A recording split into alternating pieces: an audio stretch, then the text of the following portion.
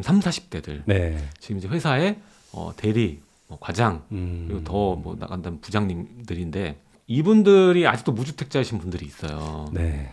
그분들한테 지금 좀 해줄 수 있는 조언이 있을까요? 3, 40대가 저는 가장 타격이 크다고 봐요. 그 20대야 시간이 많고 젊고 네, 뭐라도 해볼 수 있는 시간이 있는데 네, 3, 40대 무주택자들이 박탈감이 가장 큰 것 같거든요. 뭐 이직도 어렵고 네, 뭔가 내가 갑자기 가정을 내팽개치고 뭐 어디 사업을 갑자기 하기도 어렵고 네, 밤에 뭐 투잡을 뛰기도 쉽지 않은 네, 상황이고. 맞아요. 애 키워야 되니까. 네. 그런데 주식은 막 마이너스 막 아유, 20% 찍고 네. 있고 요즘 이런 주식 안 상황- 좋았지. 네, 이런 상황이 대부분이에요. 네. 그래서 그분들한테는 늘 말씀드리는 게 지금도 늦지 않았다. 지금 벌고 있는 돈들 차곡차곡 다 모으고 주식에 있는 코인에 있는 그런 숨은 돈들 다 끄집어내고 손절해야 됩니까? 손절. 네. 그 만약에 10년 동안 네. 주식 투자를 했는데 이득을 못 봤다. 그러면은 손절해야 됩니다. 근데 그 주식 계좌로 들어간 돈은 잘 나오기가 쉽지가 않아요. 그래서 자기가 10년이나 했는데 만약에 부동산은 10년 동안 했으면 뭐라도 됐을 거 아니에요. 네, 맞아요. 근데 주식을 10년 동안 했는데 아무것도 안 됐다면 남는 게 없다면 다 빼야 됩니다. 그래서 괜찮은 그래도 재개발이라든지 아니면 좀 구축 아파트들 그런 것들이 경기도에도 꽤 있기 때문에 그거를 전세에 끼고 대출 받아서 네. 사두시라고 전 하고 싶어요. 네. 그러니까 이제 본인이 거주하는 비용 외에 쓸데없는 곳에 좀 그러니까 쓸데없는 것까지는 아니지만 본인이 실력을 두각을 못 나타내고 있는 네. 제자리인 투자처가 있다라면 그 돈을 빼고 본인의 여유 자본을 합해서 내가 거주를 안 하더라도 네. 이제 가지고 있는 네. 자산으로서의 주택을 하나 가지는 것 지금도 늦지 않았다. 네. 이렇게 얘기를 해 주시고 있습니다. 과거에는 이 통화량이 8%씩 증가했는데 그 이번 문재인 정부 들어서고부터는 한 13, 4%씩 올라가고 있어요. 거의 통화량이 2배로 늘었거든요. 그 뜻은 돈의 가치가 2배로 떨어지는 속도가 빨라졌다는 건데 우리의 월급은 매년 과연 13, 4%씩 오를까? 이걸 한번 생각해 보셔야 되는데 뭐 노조에서 임금 협상을 해도 뭐 많이 올라야 뭐 3, 4%예요. 최근에는 약간 더 올랐는데 아무튼 그 화폐 떨어지는 속도가 훨씬 빠르기 때문에 월급으로는 절대 따라갈 수 없기 때문에 우리는 상대적으로 계속 더 가난해지는 것처럼 느껴지는 겁니다. 맞아요. 입체적으로 그냥 표면적으로 봤을 때 비교를 딱 통계로 잡아서 그냥 네. 잡자고 해도 그 인플레이션으로 그 뭐 물가라던가 집값 올라가는 속도가 임금 속도보다는 빠르기 때문에 이렇게 실물 가치를 네. 가지고 있는 실물 자산에 투자를 어느 정도 투자라고 보기는 어렵죠. 그러니까 내 집 마련 정도는 하나 해놓는 건 투자 뭐 투기를 떠나서 네. 좀 뒤처지지 않기 위한 네, 맞습니다. 그런 네. 방어다 뭐 네. 이렇게 받아들이면 될 것 같네요. 네, 그래서 그게 뭐 한 채만 있으면 그냥 네. 거의 뭐 똔똔으로 가는 거고 네. 두 채가 있으면 그때부터 더 어떻게 소득이 자산 소득이 발생하는 거죠. 네. 맞아요. 일단 근데 이거 한번 사보면 한번 사면 눈이 떠져요. 맞습니다. 네, 네. 맞습니다. 한번 사는 과정에서도 움직여 보고 한번 사면 거기서 재미를 느낄 수가 있거든요. 네, 또 오르는 재미가 있을 수도 있고 네, 물론 뭐 떨어지는 시기에 잘못할 수도 있겠지만 네. 그래도 집을 사는 과정이 그렇게 막 어렵거나 생각보다 그렇지 않거든요. 그래서 네.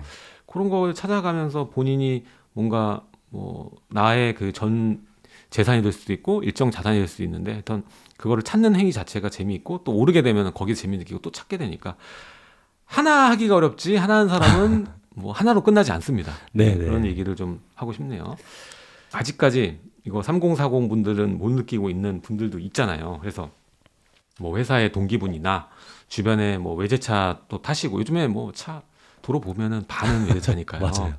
타고 전세 아파트 좋은 곳에서 살면서 네, 인생을 즐기는 타입 네, 요런 게 있어요. 요런 게 있는데 우리 과장님처럼 당장은 뭐 그런 거를 뭐 즐기는 것보다 이렇게 돈을 모으고 또 대출도 뭐 활용하고 그래서 작은 것부터 투자를 계속해서 모으시고 뭐 이렇게 오신 분도 있는데 지금 그분들이랑 비교를 했을 때 분명 동기 중에도 아니면은 후임 중에서도 그런 친구가 있을 거라고 보여요. 많죠.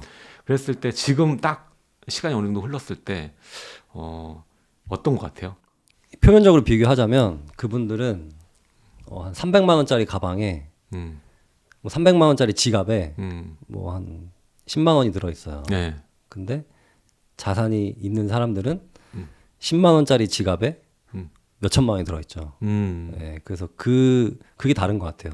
보여주는 것에 계속 돈을 쓰느냐, 아니면은 진짜 이 계속 가치가 상승하는 것에 내재 돈을 가치. 쓰느냐. 네. 네.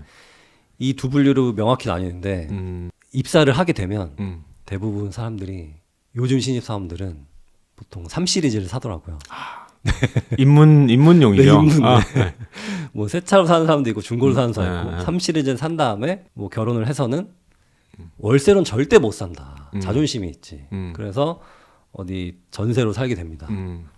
그런데 2년 살았는데 주인이 갑자기 몇 천만 원 올려달라는 거예요. 그러니까 돈이 없는데. 그래서 뭐 어떻게 모아서 올려요. 돈을 줍니다. 근데 또 2년 지났는데 이건 이젠 진짜 없는 거예요. 막 주식은 마이너스고.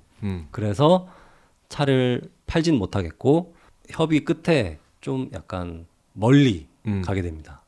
그러면서 이제 그 교통난을 몸소 체험하고 그러면서 뭔가 이제 깨닫는 거죠. 나는 점점 멀어지고 있구나. 나는 계속 되게 막 BMW 타고 다니면서 잘 산다고 생각하고 있는데 대기업 다니면서 그런데 점점 왜 나는 회사가 멀어지고 있지? 이런 거를 알게 되죠. 근데 그거를 깨닫고 뭔가 액션을 하면 괜찮은데 안 한다는 겁니다. 네, 그래서 자기만 피해보면 모르겠는데 자기 맞벌이 하고 있는 부인들, 가족, 네, 다 멀어지게 되고 그렇게 되다 보니까 좀 더 다른 선택을 또 하게 되고 악순환이 계속 벌어지는 것 같습니다. 야, 이거 재밌겠네요. 이거 이게 굉장히 재밌는데 이제 대기업에 입사했으니까 그 기분 좋잖아요. 네. 기분 좋고 또 부모님도 좋아하니까 네. 차값도 뭐 보태주시고 하면서 네. 외제차를 샀다가 이제 점점 뒤로 밀리는 과정이네요. 네, 점점 네. 뒤로 밀리고 정신 차리고 눈 떴을 때는 네. 이미 이제 40대 뭐 중반 네. 뭐 그때 되고 집값은 이미 오를 대로 올라 있고. 네, 그런 분들 대부분이 출퇴근하면서 폭락론 유튜브를 듣습니다. 아이고. 네, 그러면서 마음의 안정을 되게 찾으려고 네. 해요. 조만간 다시 온다. 네. 그래서 뭐 5억 떨어졌다 이런 거 막 갑자기 썸네일이 크게 있잖아요. 맞아요. 그거를 자세히 보시면 뭐 아크로 리버파크 이런 얘기가 나오더라고요. 우리랑 관계 없는 아파트들 있잖아요. 근데 네. 사실 아크로 리버파크 정도 되면은 네. 한강이 보이는 동 고층과 보이지 않는 동 저층은 실제로 5억 차이가 납니다. 네. 근데 실거래가는 층하고 동이 안 나오잖아요. 안 나오죠. 그래서 이게 5억 떨어졌다고 막 착각을 하는 것 같아요. 네, 그래서 이런 자극적인 그리고 실제와 맞지 않는 그런 정보들을 분출해내는 그런 폭락론 유튜브들이 많기 때문에 그런 것에 좀 믿지 않으셨으면 좋겠어요. 그리고 그런 것도 있잖아요. 자전거래다. 저건 네네, 아니야. 네. 저건 네. 어떤 미친 사람이 그렇게 사실 살 리가 없다. 네. 자전거래다. 네, 네. 지네가 내놓고 지네가 팔았다. 네. 뭐 그런 것도 있어요. 근데 말이 안 되는 소리를 계속 지금 하고 있는 건데 그거를 이제 보고 지금 알아서 떨어지니까 네. 다행이다. 뭐 이렇게 네. 생각하는 그런 개념인 것 같아요. 네, 맞습니다. 그게 거의 지금 약간 종교처럼 돼버렸어요. 근데 그게 여성분들은 거기서 빨리 나오시거든요. 근데 남성분들은 못 나오시더라고요. 그래서 부부싸움을 하는 걸 많이 봤습니다. 그래서 그 부인은 사자고. 네, 빨리 뭐라도 사자. 근데 남편 떨어질 거야. 걱정하지 마. 기다려. 나만 믿어. 하면서 막 캠핑 용품 막 사고 있고 막 맞아요. 네. 그리고 남편 또 대기업 다니니까 똑똑하다. 네. 하고 남편이 그렇게 얘기하니까 또 들어. 네. 그래서 그런 현상들이 지금 많기 때문에 잘 봐. 이 15년부터 지금 올라온 거 그래프 보이지? 이러면서 자, 지금 이거 보면 우리가 일본하고 비교를 해봤을 때 말이야. 하면서 막 설명을 하는 거지 와이프한테. 맞습니다. 네. 그다음에 그래? 그리고 다음에 되면은 막 또 20% 올라 있고. 네. 또 하나 말씀드리고 싶은 것 중에 하나가 금리 있잖아요. 금리. 금리랑은 금리가 올라서 집값이 폭락할 거다. 이런 것도 있는데 사실 금리랑 집은 별로 상관이 없습니다. 네, 그거를 분명히 말씀드리고 싶어요. 네, 금리랑 상관이 있는 곳은 약간 건물 시장, 이자를 임대 수수료 내는 그런 시장이 아니고 일반 주택 시장은 금리랑 별로 상관없거든요. 그래서 그런 것도 그렇고 또 우리나라 현재 뭐 대출이 뭐 최대치다 그러잖아요. 근데 그건 당연한 겁니다. 왜냐하면은 통화량이 늘어나고 네. 자본 그 시장이 커지기 때문에 대출이 늘어나는 건 당연하거든요.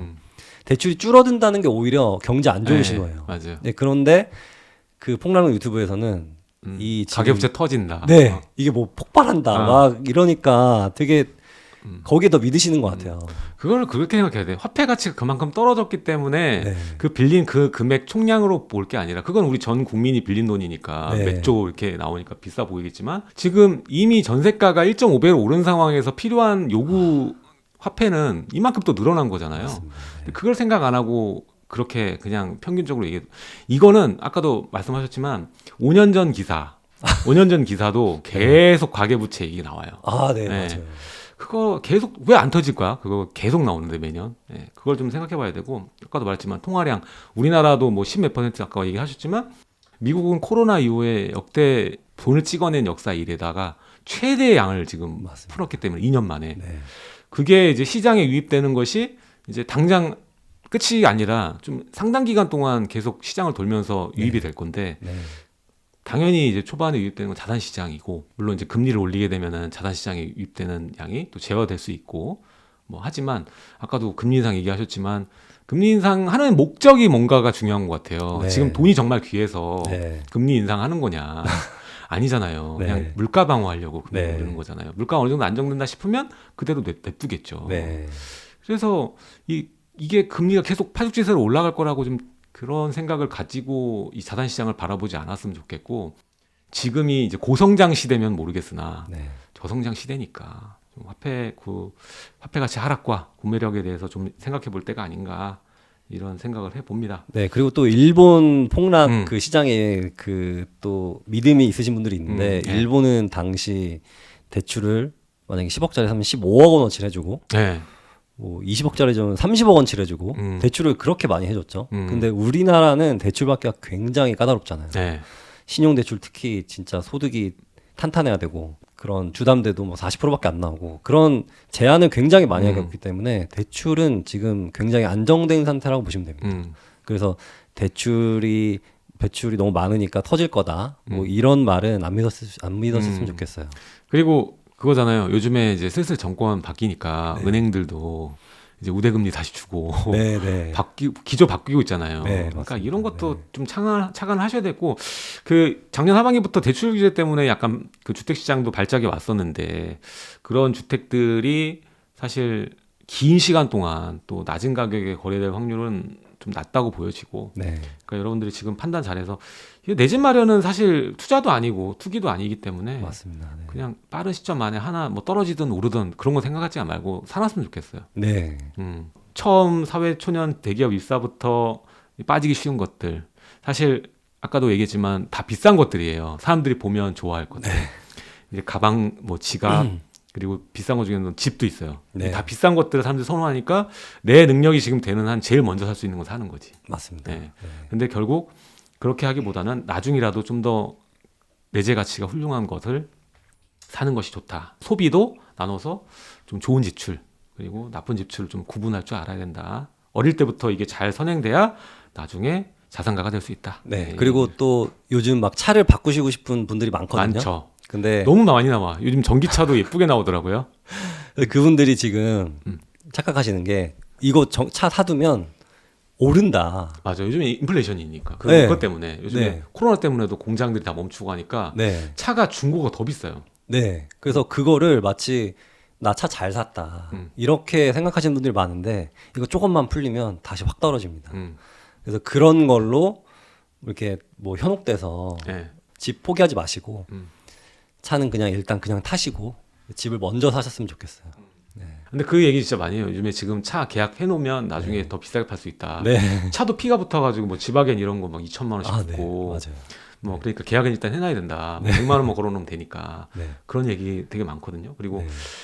오픈런 이거 진짜 오픈런 없었는데 이게 코로나 때문에 생긴 거잖아요. 네. 그 전에는 뭐 그 이 정도 뭐 프리미엄 주는 모델은 있었지만 그래도 뭐 대표적으로 롤렉스나 샤넬 뭐 네. 이런 것들도 보면은 그런 건데 이게 사실 이제 비행기만 열리면 네. 이제 지출할 곳이 좀 분산되면서 맞습니다. 네. 뭔가 해소될 거고 또 수출 유통에 대한 부분도 해결이 되니까 네.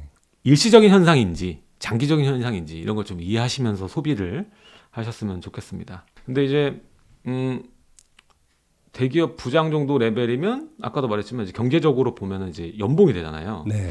네, 상위 정도에 위치해 있다. 뭐 이렇게 우리가 생각을 해볼 수가 있는데 은퇴를 앞두고 계신 분들 네. 같은 경우에 재테크 고민을 또 많이 하시잖아요. 네.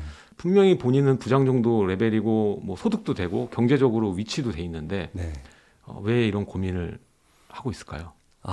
그동안 너무 안락하게 살았죠. 아. 네, 이 월급이 주는 마약이라든지 그래서 그리고 내가 대기업 다니니까 다른 사람들이 다 좀 이렇게 쳐주고 쳐준다고 하나 뭐 좀 뭐 너 괜찮게 살고 있다, 잘 살고 있다 이런 뉘앙스를 계속 보여주고 본인도 그 어디 가서 을질은 안 당하고 그냥 거의 갑으로만 살다가 갑자기 월급이 딱 끊기니까 갑자기 뭐 할 일이 없는 겁니다. 그래서 네. 사회에 나오면은 아무것도 할 줄 모르는 정말 아이가 되는 거죠. 뭐 계약도 하나 잘 못하고 뭐 몸 쓰는 것도 못하고 정말 어디서 날 찾아주는 사람도 없고 그런 상황에서 막 월급이 몇백씩 진짜 아예 쉼 없이 뭐 한 번도 빠짐없이 잘 들어오다가 갑자기 안 들어오니까 사람이 망가지게 되는 겁니다. 거기서 이상한 투자를 하게 되는 거죠. 갑자기 막 지역주택 조합을 뭐 산다든지 뭐 어디 좀 이상한 뭐 빌라를 산다든지 뭐 그렇게 상가를 한다든지 네, 그런 현상이 발생하면서 좀 안 좋게 마무리되는 경우가 많은 것 같아요. 지금 일단 이제 12년 동안 이제 실전 투자를 하셨는데 사실상 이제 50대가 투자에 최적화된 나이라고 봐요, 저는. 네. 예, 이때가 40대만 해도 이제 내 집만에 한 해만에 그 투자를 해도 좀 어느 정도지 50대가 돼야 이제 부동산에 좀 눈을 좀 어느 정도 뜨셨거나 이제 좀 하시는 분들 계실 건데 자, 이 실전 투자 속에서 좀 본인만의 노하우, 그러니까 성공 투자를 나는 이렇게 하면은 실패가 없더라, 뭐 이런 축적된 노하우가 있을까요? 일단 실패를 하지 않는 게 전 성공이라고 봅니다. 실패를 하지 않는다는 거는 너무 많은 수익률이라든지 네. 뭐 약간 토지. 약간 사기 같은데 나는 사기가 아니다라고 믿고 있는 거 있잖아요. 그러니까 신도시 상가 같은 거. 그게 대표적이거든요. 네. 그래서 은퇴하신 분들이 가장 많이 보시는 게 상가예요. 맞아. 월세 나오는 거. 내가 일 안 해도. 네. 그래서 상가를 사시는데 여기는 굉장히 많은 트릭들이 숨어 있습니다. 이 분양 전문으로 하시는 분들은 완전 트릭의 전문가들이에요. 거짓말도 법적으로 다 피해갈 수 있도록 그렇게 장치를 다 미리 해놓고 접근을 합니다. 그래서 임대가 맞춰져 있다. 요즘 그런 거 많거든요. 맞아요. 임대가 맞춰져 있으니, 네. 임대가 맞춰져 있으니 들어와라. 근데 그게 다 거짓말이에요. 이게 그냥 서류상으로만 대충 뭐 사인도 안 했고 그냥 서류상으로만 꾸며놓고 이거 이제 들어와서 사인만 하면 돼요. 이랬는데 실제로 자기가 계약하고 나면 죄송합니다. 계약 파기됐어요. 네. 와, 이거 너무 최악이다 그거. 네, 그런 경우 너무 널렸습니다. 그리고 또 하나는 실제로 병원이 전체 건물을 쓰고 있어요. 여기 병원 전체 건물을 쓰고 있으니까 네. 여기서 그 한 칸만 분양 받으면은 그 한 칸에 대한 월세를 받을 수 있다. 이런 식으로 말하는데 분양하는 사람이 병원장한테 뭐라고 하냐면 재계약할 때 이 칸을 내가 비우겠다. 그 칸만 병원이 이렇게 쭉 이렇게 있는데 그 칸만 내가 비우겠다. 라고 협박을 하면 월세를 내려줄 거 아니에요. 그러면 월세를 뭐 갑자기 200만 원부터 100만 원만 받는 거예요. 월세를 만약에 안 쓰잖아요. 병원 중간에 있으니까 아무도 못 들어가는 거예요. 못 들어가지. 네. 그 통 건물이 병원인데. 그래서 그냥 실제로 비우고 그냥 하는 경우도 있습니다. 그 사람한테 사기당한 거죠. 네. 그런 경우가 되게 비일비재하기 때문에 네. 그런 것도 조심하셔야 돼요. 일단은 이 은퇴 시점, 준비하는 시점이 이제 50대니까 그때 이제 내가 이제 그만두고 월세를 받아야지 생각으로 그냥 잘 모르시고 공부 안 하시고 접근했다가는 네. 이런 트릭이 많은 거의 사기 분양 이렇게 받을 수도 있다라는 거 네. 얘기를 했어요. 이거 말고 되게 많아요. 분양형 호텔, 호텔. 네, 분양형 호텔 그리고 뭐 아까도 얘기하다 만 거 지주택 같은 경우에도 이제 성공적으로 지주택이 운영되는 곳도 많지만 네. 이제 절대로 진행되기 어려운 지주택도 많고 막상 이게 입주 시점 되면은 분담하는 금액 자체가 높아서 주변 시세랑 차이가 없는 경우도 많고 네. 더 비싸게 주고 사는 경우도 있어요. 그래서 중간에 또 뭐 시공사 바뀐다던가 이래 버릴 수도 있거든요. 그러니까 좀 웬만하면 소중한 돈이니까 큰 수익보다는 좀 안정성을 골라서 네. 접근하시면 네. 좋을 것 같다라는 생각이 듭니다. 네. 그래서 뭐 길거리 가다 보면은 뭐 7억짜리 5억에 드립니다 이런 거 되게 많은데 그거 왜 아니 전화를 하는 것 자체가 난 당황스러워요. 이거 사기라고 보시면 되죠. 네. 네. 맞아요. 그러니까 여러분들에게 또 요런저런 또 얘기도 해주셨습니다. 분양도 좀 너무 뜬구름 잡는 거니까 네. 뜬구름보다 오늘 얘기 어떻게 보면 통일되네요. 뜬구름보다는 현실적인 거를 우리가 체크를 네. 하고 네. 내가 할 수 있는 것부터 성취해 나가자. 네. 예, 좋습니다. 자, 오늘 이렇게 송 작가님이라고 해야 되나요? 또 책을 3권까지 나왔으니까 송이고 과장님과 함께 여러 가지 부동산 관련된 이야기 그리고 재테크 또 경제 다방면에 대한 이야기를 짧은 시간에 해봤습니다. 자, 오늘 이렇게 나와 주셔서 감사드리고 다음에도 오실 때 토지 이야기를 좀 더 재밌게 네. 토지와 상가와 또 건물을 사고 싶은 분들인데 건물 얘기도 좀 해드릴게요. 네, 감사합니다. 네, 이렇게 다양한 또 얘기를 해주신다고 하니까 다음 또 꼭 모시도록 하겠습니다. 네, 지금까지 송이고 작가님, 과장님과 함께했습니다. 감사합니다. 감사합니다.